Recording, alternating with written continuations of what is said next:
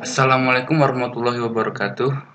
Perkenalkan, nama saya Muhammad Arif Hibatullah dari kelas Indralaya. Di sini saya akan memaparkan perihal mitigasi bencana geologi, yaitu tentang ujian tengah semester.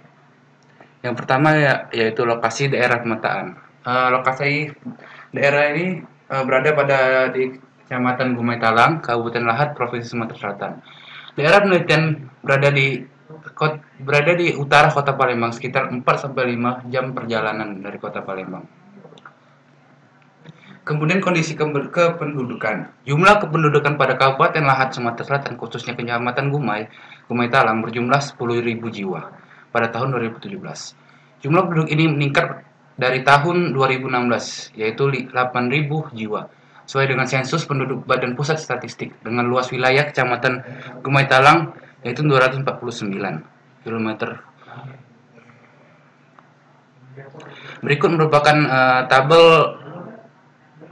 jumlah penduduk dari tahun 2015 sampai 2017. Kemudian ada geomorfologi dari daerah penelitian. Daerah penelitian ini berada pada kecukupan Sumatera Selatan, tepatnya berada di Kecamatan Gumai Talang, Kabupaten Lahat, Sumatera Selatan. Geomorfologi daerah penelitian dibagi menjadi dua bentuk asal, ya, yang dibagi menjadi dua bentuk asal yang dibagi lagi menjadi tiga bentuk lahan. Bentuk lahan dendrisional dengan bentuk lahan yang berupa perbukitan dendrisional.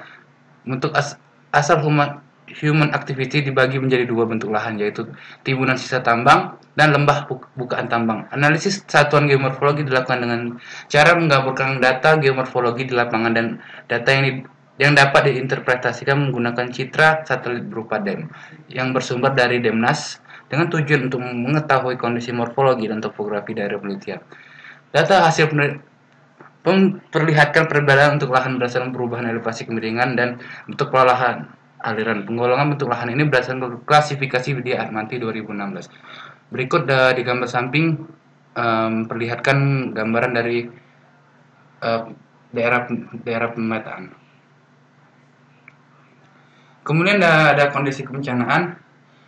Saya mengambil dua contoh kebencanaan di daerah penelitian saya, yaitu banjir dan longsor. Banjir merupakan peristiwa terbenam daratan karena peningkatan volume air akibat hujan deras, luapan air sungai atau pecahan bendungan. Banjir juga dapat terjadi di daerah yang gersang dengan daya serap tanah terhadap air yang buruk dan jumlah curah hujan yang melebihi kapasitas serapan air. Berikut tabel di bawah yaitu tabel pendudukan terpapar dengan kelas indeks yang tinggi, dengan ancaman yang tinggi juga. Kemudian ada tanah longsor. Tanah longsor atau sering disebut juga gerakan tanah adalah suatu peristiwa geologi yang terjadi karena pergerakan massa batuan atau tanah dengan berbagai tipe dan jenis, seperti jatuhan bebatuan dan gumpalan besar tanah. Secara umum, kejadian longsor disebabkan oleh dua faktor, yaitu faktor pendorong dan faktor pemicu. Faktor pendorong adalah faktor yang mempengaruhi kondisi material sendiri, sedangkan faktor pemicu adalah faktor yang menyebabkan pergerakan material tersebut. Berikut juga merupakan tabel tentang indeks tanah longsor yang berada di Kecamatan Gumai Talang, yang merupakan kelas indeksnya penduduk terpapar sedang dan kelas dominan ancamannya rendah. Kemudian ada mitigasi. Ada beberapa cara bagi kita untuk menanggulangi potensi bencana geologi yang akan terjadi pada suatu daerah.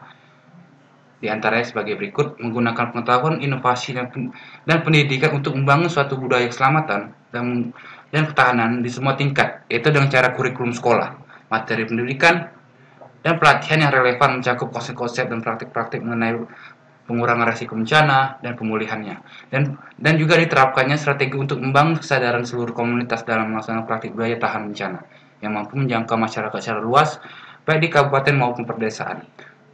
Kemudian ada mengurangi faktor-faktor risiko dasar perencanaan dan mengelola pemukiman manusia, membuat unsur-unsur pengurangan risiko bencana, termasuk pemberlakuan syarat dan izin mendirikan bangunan untuk keselamatan dan kesehatan umum. Kemudian ada asuransi bencana. Dalam asuransi bencanaan, untuk perhitungan premi asuransi properti, contohnya rumah, perlu diketahui jumlah nilai pertanggungjawabannya. Dilihat dari nilai bangunan, harta benda, kepentingan lainnya yang diasuransikan, lalu JNP dikalikan dengan kategori lokasi tersebut. Kabupaten Lahat masuk dalam zona 5 dengan klaster 1,6 Misal, pada lokasi pemetaan tersebut mendapat bangunan sebesar dengan harga 400 juta. Nilai tersebut dikalikan dengan zona lahat, yaitu 1,6%. Maka dihasilkan premi yang harus dibayar dalam per tahun adalah adalah 6.400.000 rupiah atau 533.000 rupiah per bulannya.